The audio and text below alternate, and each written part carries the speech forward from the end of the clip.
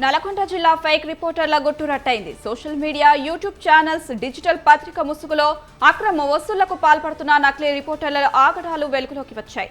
ఆధారాలు లేకుండా ప్రభుత్వం, పోలీసుల, ప్రజాప్రతినిధులపై అడ్డగోలు రాతలతో అక్రమ వసూళ్లకు పాల్పడుతున్నారు ఫేక్ రిపోర్టర్లు.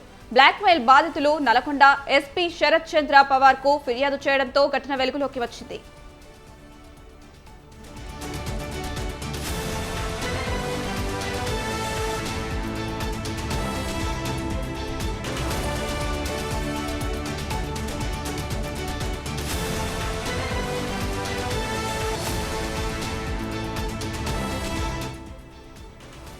బ్లాక్మెయిల్ చేసిన వీడియోస్, ఆడియోస్తో ఎస్పీకి మొరపెట్టుకున్నారు బాధితులు. లక్షల్లో ఇస్తే వార్తలు రాయడం ఆపేస్తామని, లేదంటే ఇబ్బందులు తప్పవట్టు పరోక్షంగా హెచ్చరిస్తున్న ఆడియో వైరల్ గా మారింది. కొంతకాలంగా పోలీసులనే టార్గెట్ చేస్తూ అక్రమ వసూళ్లకు తెగపడుతోంది ఓ ముఠా. సోషల్ మీడియాలో నెగిటివ్ వార్తలు రాస్తానని బెదిరింపులకు పాల్పడుతుంది గ్యాంగ్. ఏకంగా ఓ సిఐ స్థాయి అధికారిని బెదిరించి 5 లక్షలు డిమాండ్ చేసి 1,10,000కు డీల్ కుదుర్చుకున్నారు. గత నెల రోజులుగా డబ్బుల కోసం బ్లాక్మెయిల్ చేస్తూ పోలీసు అధికారులను ముప్పు తిప్పలు పెడుతుంది ఈ ముఠా. విలేకరుల ఆగడాల తట్టుకోలేక సిఐ తన మిత్రుడి ద్వారా 1.10 లక్షలు ఇచ్చారు.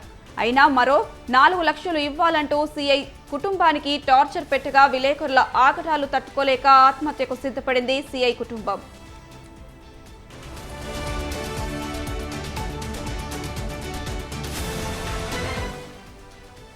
డిజిటల్ పేపర్ ముసుగులో బ్లాక్మెయిలింగ్ కి పాల్పడుతున్న ఫేక్ రిపోర్టర్లకు 1,10,000 సమర్పించుకున్నాడు మిర్యాలగూడ డివిజన్లో ఓ సీఐ. ఇంకా డబ్బులు కావాలని వేధిస్తుండటంతో పరువు పోతుందని భావించిన సీఐ కుటుంబం జిల్లా ఎస్పీని కలిసి విషయం చెప్పగా స్పెషల్ టీంతో విచారణ చేపట్టారు. ఇంకా చాలా మంది పోలీసు అధికారులు, ప్రజాప్రతినిధులు టార్గెట్ గా బ్లాక్మెయిల్ చేస్తున్నట్లు విచారణలో తేలింది.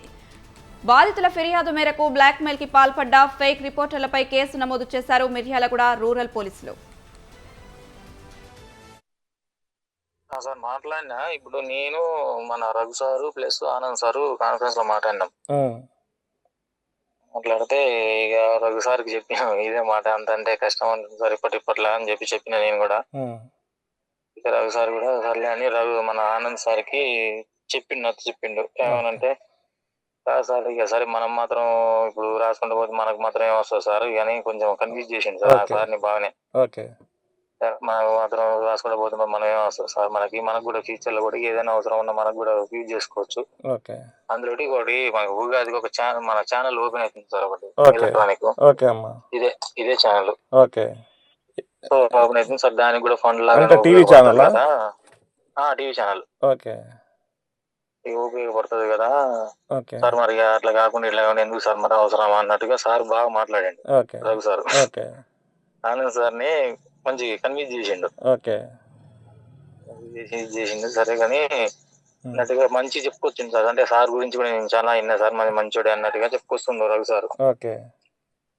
పెంచుకోవడం పోతే మాత్రం మనకు మాత్రం ఏమవుతుంది సార్, అది ఎందుకు, మనం ఇప్పుడు ఫ్రెండ్షిప్ లాగానే ఫ్రెండ్షిప్ ఇప్పుడు ఎట్లయితే కలిసినాం కదా అట్నే కలుసుకుంటున్నాం, ఫ్రెండ్షిప్ మెయింటైన్ చేద్దాం, మన ఛానల్ కూడా సపోర్ట్ చేసినట్టు ఉంటది కదా అని చెప్పేసి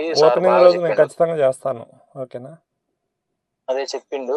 అయితే ఫైనల్ గా అయితే అప్రూవ్ అంటుండు సార్. ఇదే అంశానికి సంబంధించి మరింత సమాచారం మా కరెస్పాండెంట్ సతీష్ అందిస్తారు. సతీష్ చెప్పండి. నల్గొండ జిల్లాలో ఫేక్ రిపోర్టర్ల అలసలు చెప్పొచ్చు. అయితే ఆ మిర్యాలగూడకు సంబంధించి మిర్యాలగూడలో పనిచేసిన సిఐ పని నెగిటివ్ వార్తలు రాస్తామని చెప్పి కూడా నెగిటివ్ వార్తలు రాస్తాం, సోషల్ మీడియాలో ప్రచురిస్తామని చెప్పి పోస్ట్ చేస్తామని చెప్పి కూడా ఒక సిఐని బెదిరించిన ఘటన అయితే వెలుగులోకి వచ్చిందని చెప్పొచ్చు. ఏదైతే 5 లక్షలకు సంబంధించినటువంటి ఒప్పందం తోటి సిఐ తోటి ఆ ఫేక్ రిపోర్టర్ల బ్యాచ్ అంతా కూడా టీం అంతా కూడా ఒప్పందం కూర్చుకుని తరచూ వేధిస్తుండటంతో అతని సిఐ ఫ్రెండ్ సాయంతో కూడా వాళ్ళ ఏదైతే ఫేక్ రిపోర్టర్స్ బ్యాచ్ తోటి, నకిలీ విలేకరుల బ్యాచ్ తోటి ఒక ఒప్పందానికి వచ్చారు. సో మొదటి కూడా మొత్తం 5 లక్షలుగా ఇలా 2 లక్షలకు ఒప్పందానికి వచ్చినటువంటి పరిస్థితి అయితే ఉంది. సో ఈ నేపథ్యంలోనే 2 లక్షల ఒప్పందం భాగంగా మొదటి విడతగా 1,10,000 మొదటిసారిగా ఇచ్చినట్టుగా తెలుస్తుంది. అయితే ఈ ఉదంతం అంతా కూడా బాగా బిల్లులోకి వచ్చింది. అయితే ఈ నేపథ్యంలోనే ఆ సిఐ ఎవరైతే ఆ సిఐ ఉంటాడో అతను స్థానిక జిల్లా ఎస్పీకి ఫిర్యాదు చేయడంతో తాజాగా ఇదంతా కూడా వెలుగులోకి వచ్చిందని చెప్పొచ్చు. అయితే ఆ సీఐ ఎందుకు రిపోర్టర్లకి ఫేక్ రిపోర్టర్లకి డబ్బులు ఎందుకు ఇవ్వాల్సి వస్తుందనే దానిపైన కొంత చర్చ జరుగుతుంది. ఏదైతే వాళ్ళు బెదిరించాల్సినటువంటి సందర్భం వచ్చింది, వాళ్ళు ఎందుకు సీఐని బెదిరించాలనే దానిపై కూడా కొంత చర్చ జరుగుతుంది. అయితే మొత్తం గతంలో కూడా ఎవరైతే ఇప్పుడు నిందితులుగా ఉన్నారో వీళ్ళంతా కూడా గతంలో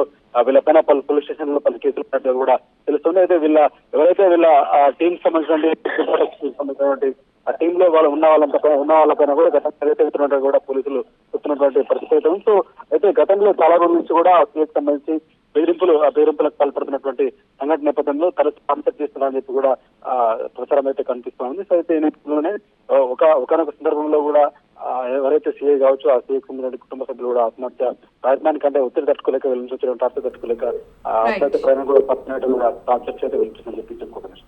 రైట్ సతీష్, థ్యాంక్ యూ.